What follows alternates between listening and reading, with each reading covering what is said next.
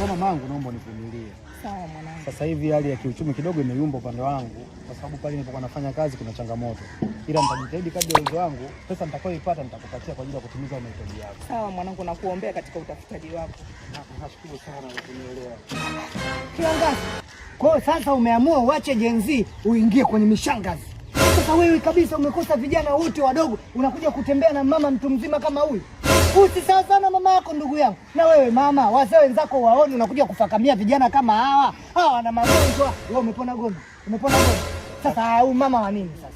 Gervasi, kuwa na heshima basi. Heshima wewe ndio uwe nayo kwa sababu ungekuwa na heshima ungetembea na vijana wenzio, sio kutembea na mama wazee kama hawa. Huyu mama mzima unatembea nao na kujiambia mimi niwe na heshima kaka.